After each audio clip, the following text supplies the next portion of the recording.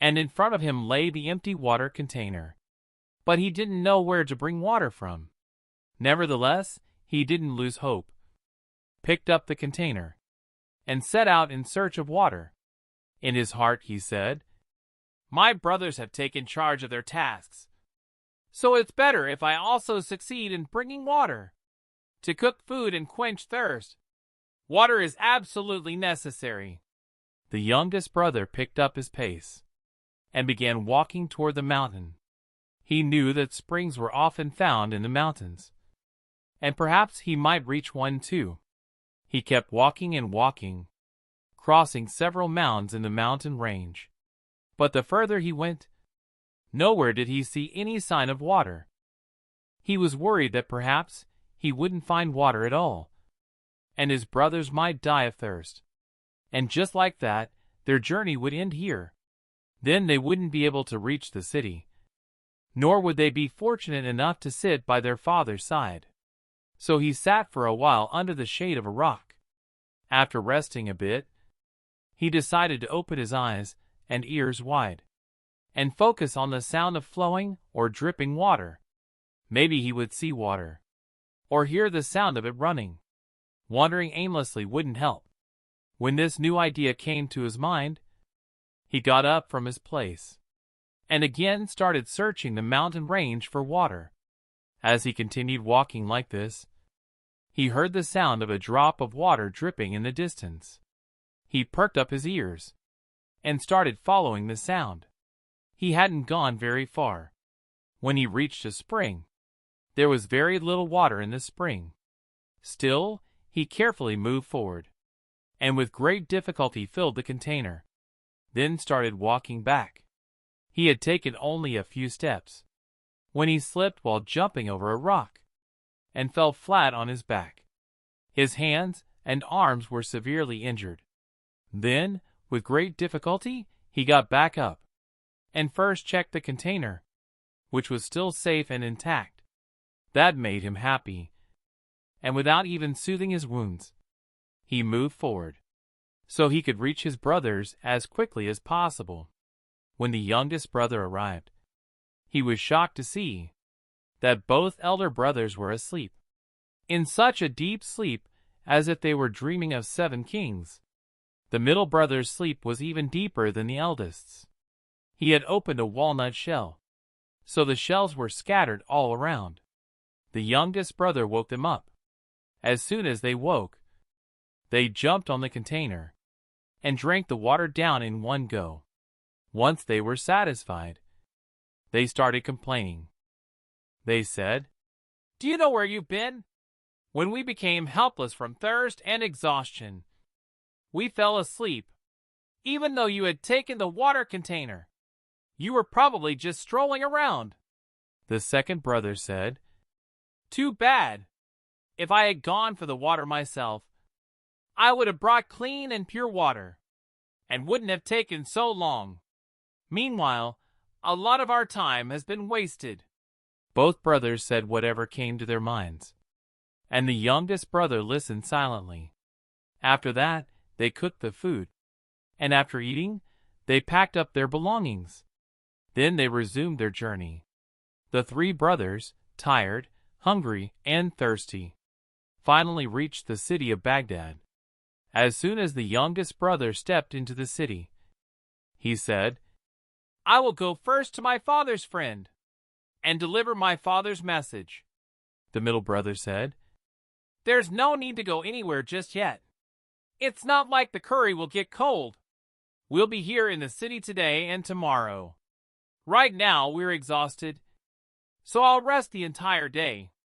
The eldest brother said, "If I weren't tired, I would surely go. But for now, I need to rest, and then go to the market to buy a few things. For years now, I've wanted to buy a pair of beautiful shoes." Seeing this situation, only the youngest brother was left to go ahead of his brothers and deliver the message to his father's friend and seek ways to earn a lawful living. The middle brother, the next morning, went to his father's friend's house and knocked on the door. His wife opened the door and said, My husband is not well." So he had gone to get a prescription from the physician. Now he has gone to the pharmacy to get the medicine. If he returns by noon, you will surely meet him." The middle brother was very impatient and in a hurry.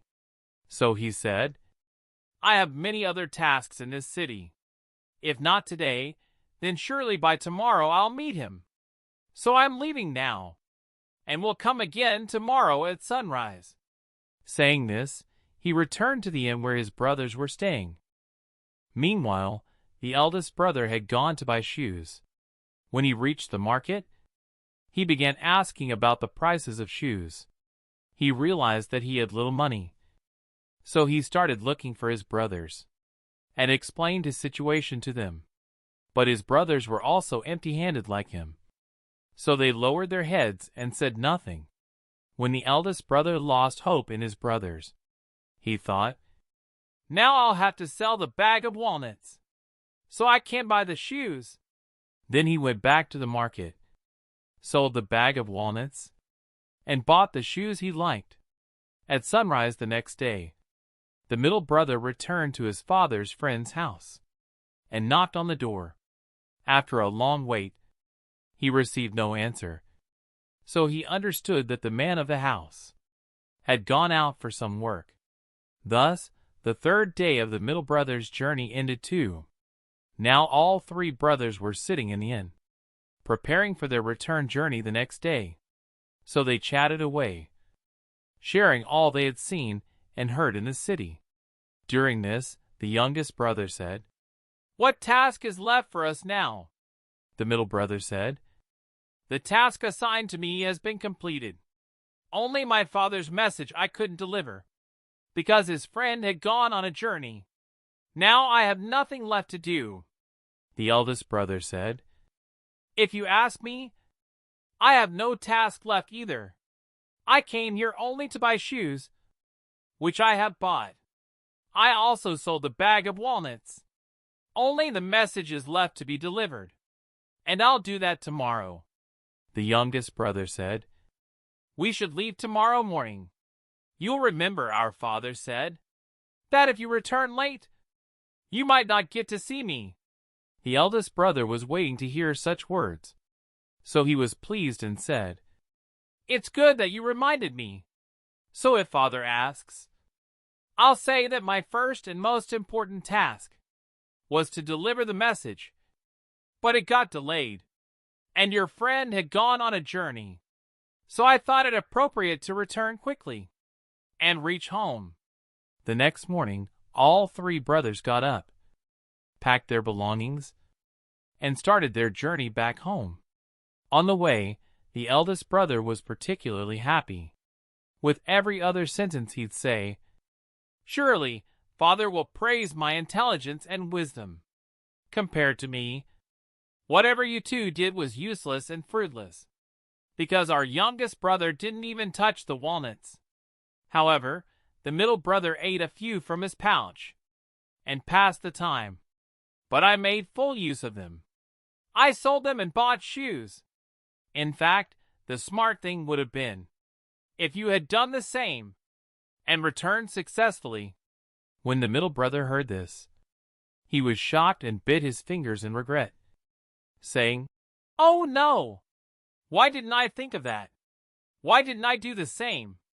Surely father, because of your cleverness, will make you the owner of the mill, and we will face shame there too."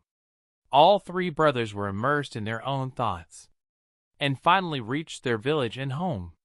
When they presented themselves before their father, he said, "My sons, now go wash yourselves, put on clean clothes, and come back to me after a little rest." The three brothers went, bathed, wore clean and bright clothes, ate food, and refreshed themselves. Then they came to their father to share stories and experiences from the journey. The old father looked at his sons and said, "Now each of you, one by one, tell me what happened during your journey." Each son shared everything, from onions to garlic, about their experiences. The old father listened to each son's account very carefully. And after thinking for a while, he pointed to the youngest son and said, "After me, your youngest brother is the one worthy of turning the wheel of the mill." The middle brother objected to the father's decision, but the old father took a deep breath and said, "The first reason for my decision is that, when you were weak from hunger and thirst on the way, it was your youngest brother who took responsibility for the most difficult task and went in search of water. Even after being injured, he returned with a full water container. The second reason is that he protected the trust one gave him. I never said to eat the walnuts or sell them.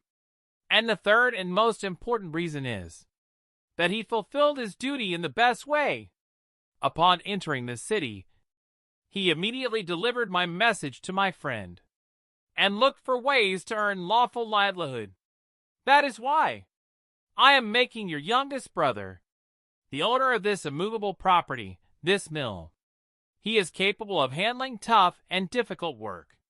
He will turn the wheel of this mill properly, protect people's trust, like grain and flour, and he will not betray it. He will also keep the promises he makes to his customers, so no one can accuse him of dishonesty or deception. From today onward, he is the rightful owner of this mill." The father took a deep breath, and looking at the other sons, he said, "If you wish to say anything, feel free to say it. Does your youngest brother not deserve this mill?" The eldest and middle brother had no courage to speak, so they remained silent and began praising their younger brother's hard work. After that, the youngest brother kept turning the millstone for many years and served people his entire life. He lived in this mortal world for many years, and the people who lived around him admired his honesty. Friends, how did you like this story? Please express your opinion in the comments, and do subscribe to our channel. Thank you so much for watching the video.